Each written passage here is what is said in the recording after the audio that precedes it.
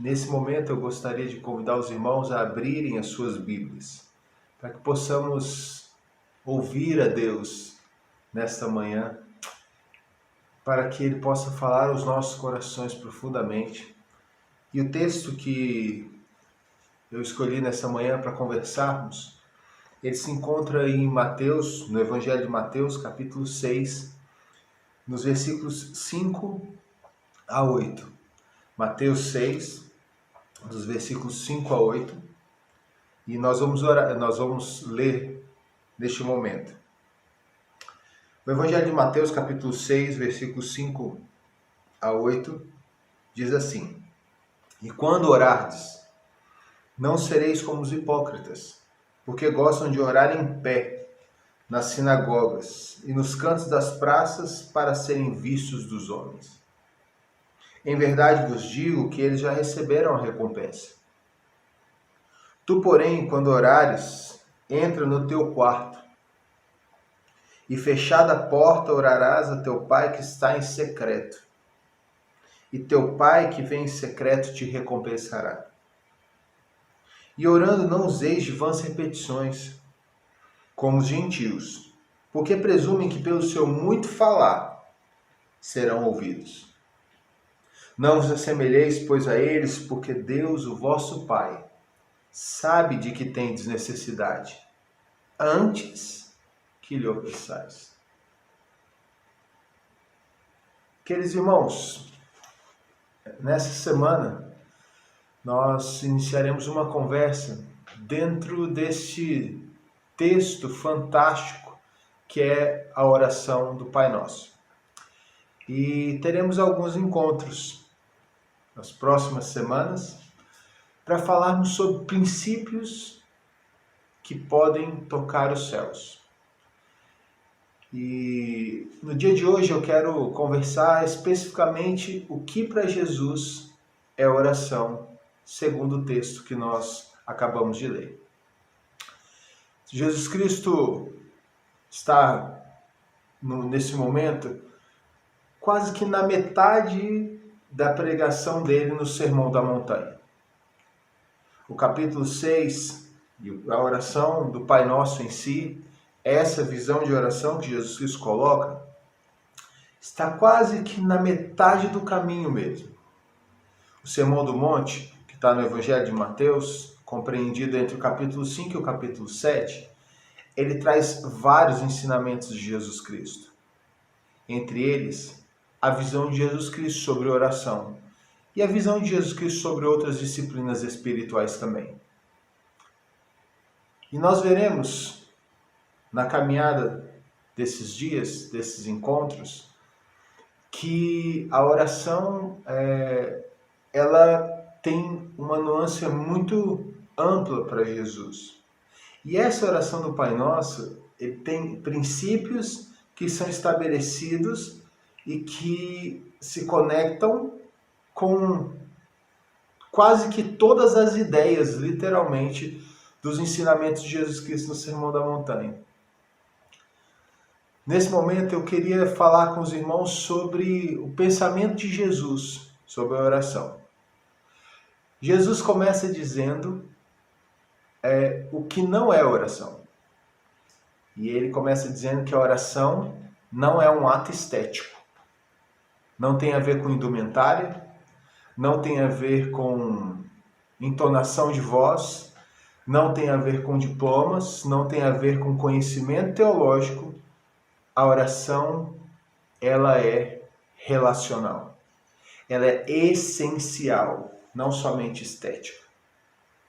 É como para que a gente entenda o que Jesus Cristo está dizendo, o que não é oração, ele está querendo dizer que não adianta nós termos catedrais lindas, mas vazias de vida por dentro. Como tudo com Deus está ligado a um relacionamento, a oração ela parte de um processo em que nós somos nutridos por Deus. Esse texto é maravilhoso, porque ele nos ensina algumas coisas assim algumas verdades muito, muito, muito importantes para mim e para você sobre vida de oração. Ele está falando dos hipócritas, dos fariseus, saduceus, mestres da lei, que pensavam que ao se projetarem ao público, ou projetarem-se em público, eles seriam vistos como pessoas, nossa. Mas Jesus Cristo disse, não faz isso. Por quê? Porque em outros textos Jesus Cristo uma vez foi questionado, dizendo assim, mas Senhor, em teu nome, muitos dirão para mim, Jesus Cristo falando, que em meu nome eles expulsaram demônios, eles fizeram curas, sinais, prodígios e maravilhas. E Jesus Cristo, ao findar de tudo isso, vai olhar para eles e dizer a eles, aparta de mim, porque eu não vos conheço. Não é só uma coisa a respeito de falar sobre Jesus. Não é só saber quem Jesus é, mas é viver um relacionamento com a Trindade eterna, graciosa e poderosa. Se a Trindade ela é relacional, o Pai, o Filho e o Espírito Santo, eles são uma só essência, eles vivem numa comunidade eterna. Desde o propósito da criação do homem, da humanidade, Deus sempre desejou ter um relacionamento íntimo, profundo e transformador com o homem. E a Bíblia diz que Deus plantou no coração do homem a eternidade, soprou o seu Espírito sobre o homem para quê? Para que o homem pudesse se relacionar com ele e desejar esse relacionamento. Alguns teólogos estudiosos dizem que o homem não é o Homo sapiens, mas o Homo religionis. É o homem que nasceu para adorar a Deus, com o propósito eterno dele.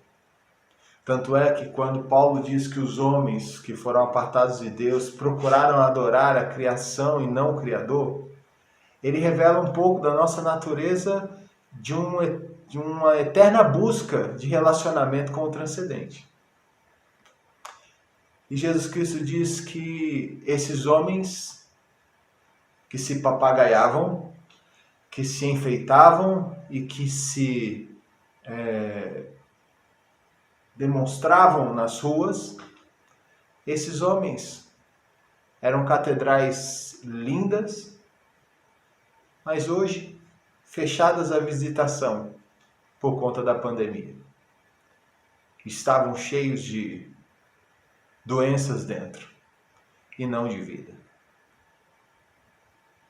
Eles tinham hábitos de religioso, eles tinham fala de religioso, mas eles não eram religados a Deus, como a palavra religião significa. Nesse momento, Jesus Cristo olha para as pessoas, para os seus discípulos, porque essa mensagem é direcionada aos discípulos. Embora uma multidão esteja ouvindo, Jesus quer falar aos seus discípulos. Ele não está falando a descrentes, ele está falando aos seus discípulos. Não façam assim. Não usem máscaras. Não sejam performáticos. Não tentem, iludir as pessoas. Porque oração para Jesus, que não é estético, mas o que é essencial. Para Jesus, a oração é o local onde nós somos alimentados por Deus. É o local onde Deus nos leva à intimidade mais profunda. E aqui Jesus Cristo usa uma expressão muito legal no grego. Ele usa a expressão quarto, a palavra temaion. E a palavra temaion não é um quarto de dormir. Temaion é o quarto em que se guardava os alimentos. É a despensa. É o local que para o judeu era o local mais íntimo da casa, porque ali estavam todos os seus bens praticamente. E alguns estudiosos dizem que havia algumas prescrições que dentro da casa, o local que podia ter cadeado mesmo, sabe assim, ser fechado e com as chaves mesmo, era a despensa. E o que Jesus Cristo está querendo nos dizer nesse momento? Entra no lugar onde você busca o seu alimento. Entra no local onde você vai buscar a sua fonte de nutrição. Por quê? Porque a oração é este meio de graça que Deus nos deu para que nós sejamos alimentados por Ele. Para que nós possamos entrar, e aí é o que eu pretendo conversar com os irmãos hoje, a oração é um convite para entrarmos na despensa de Deus. Deus nos convida à sua despensa. Como no profeta Isaías, em que Deus nos convida a estarmos no banquete ou comprarmos sem dinheiro. É o ato da graça. É onde o Senhor Deus decide graciosamente nos convidar para sermos alimentados por Ele. C.S. Lewis tem uma visão muito linda sobre oração, onde ele diz que a oração é a catapulta que Deus usa para nos tirar da nossa visão e miséria humana, da nossa miopia a respeito de nós, e nos catapultarmos, e sermos catapultados à visão plena, perfeita e santa de Deus. E aí, queridos, que Jesus Cristo nos ensina que a oração, ela precisa ser algo relacional. Onde o salmista, no capítulo 1, vai dizer: o justo não é assim, ele é como árvore plantada junto a correntes das águas vivas, em que o seu fruto dá no devido tempo e a sua folhagem não murcha jamais. Sabemos que em Cristo nós fomos justificados. E sabemos que em Cristo nós somos alimentados, porque Ele diz que se estamos conectados à vinha, nós daremos frutos. Mas precisamos beber, ter raízes profundas, ou termos conexão à vinha, para que possamos ser alimentados pela seiva que corre nessa vinha, ou pelos alimentos cujas águas vivas podem nos dar. Por ser a oração um ato relacional, por não ser estética, mas ser esse meio de graça que Deus nos dá para sermos alimentados por Ele. Jesus Cristo também diz que a oração, ela não é uma fórmula mágica. Ela não é feita de palavras mágicas. Na caminhada, conversando a respeito do Pai Nosso nos próximos domingos, nós veremos que essa oração, ela não é uma receita de bolo, mas ela é um conjunto de princípios que vão nos ajudar a viver uma vida que toca os céus. A oração, ela não é, para Jesus, ela não é um conjunto de fórmulas mágicas ou tagarelices. Que à medida que você fala e repete a mesma coisa, como se Deus fosse surdo. Isso me faz lembrar muito do momento em que Elias desafia os profetas de Baal, e os profetas de Baal já estão se chicoteando e gritando e falando, e Elias dizendo assim: oh, o Deus de vocês é surdo ou ele está dormindo? Jesus Cristo não está falando para você também não orar de forma rotineira. Cristo fala nesse texto que a oração ela precisa ser constante, mas não sem sentido. Em outros textos, Jesus Cristo diz: vocês oram e não recebem porque vocês oram mal. Vocês pedem de forma má, porque vocês não estão conectados em Deus. Vocês oram, segundo o texto que acabamos de ler, dentro de uma ótica completa. Jesus Cristo fala para esse pessoal que eles não estão entendendo que o Deus deles sabe de todas as coisas.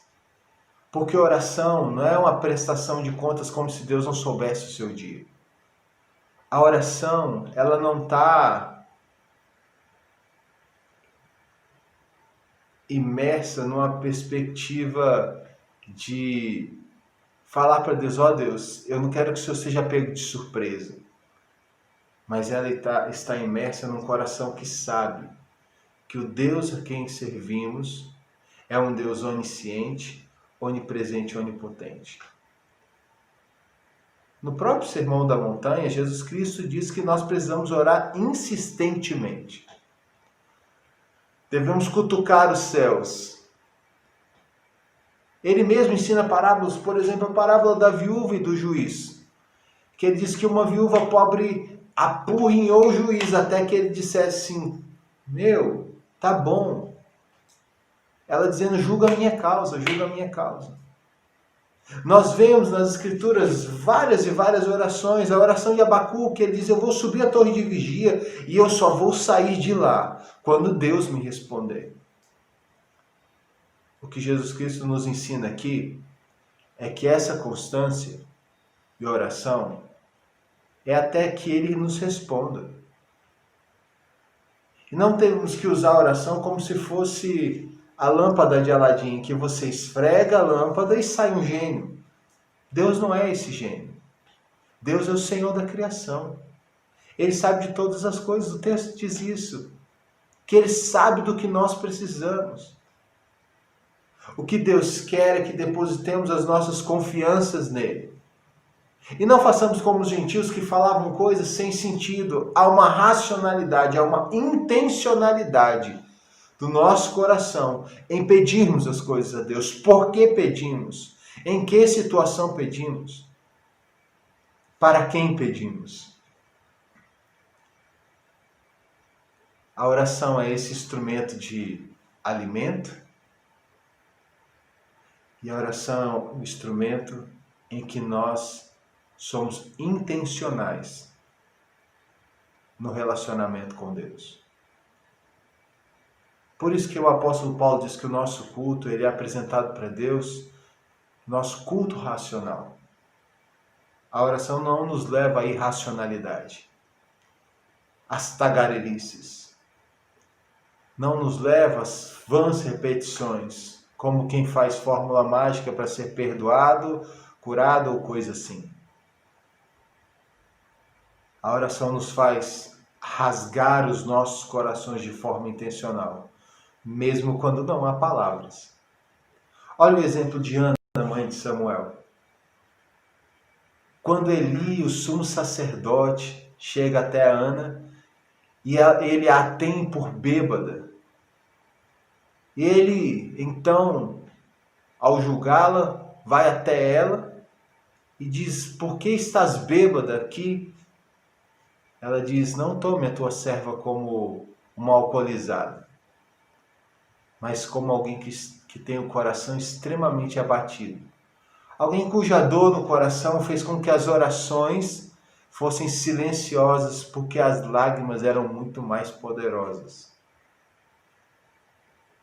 Então Eli olha para aquela mulher e diz: que o Senhor conceda tudo aquilo que você colocou diante dele. Nessa manhã eu queria convidar você a entrar na despensa de Deus. Nessa manhã de viver um relacionamento íntimo, profundo e transformador com o Deus que nos convida à sua presença. Nessa manhã, eu queria convidar você a, de forma intencional, lançar o seu coração nas mãos do Deus que tudo conhece. Porque o resultado de vidas que vivem um relacionamento profundo com Deus são as próprias recompensas que Jesus Cristo diz que o Pai dá. Aos estéticos, a recompensa é um tapinha no ombro. Aos que sorvem de Deus o seu alimento, a recompensa sempre é a mão poderosa de Deus e graciosa de Deus embalando a sua vida.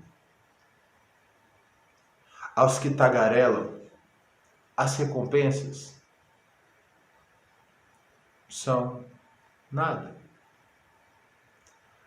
Aos que falam racionalmente e expõem o seu coração ao Senhor,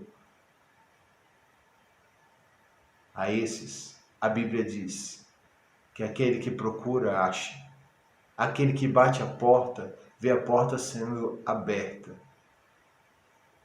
aquele que chama é ouvido. Queridos, queridas,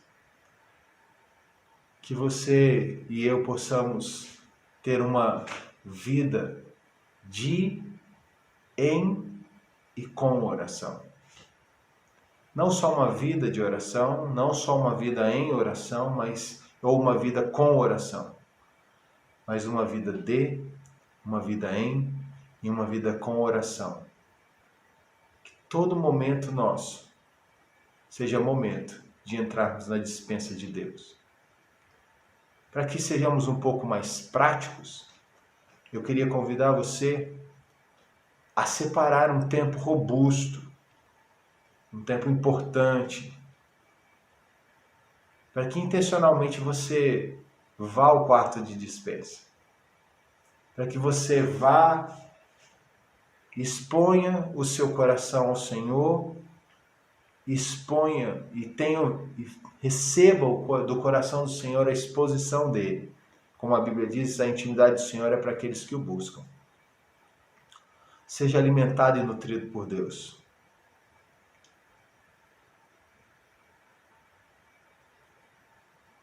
Dessa forma, queridos, eu gostaria de te convidar a viver uma vida de oração, uma vida com oração e uma vida em oração, para que você receba do Senhor as recompensas que Ele tem a te dar.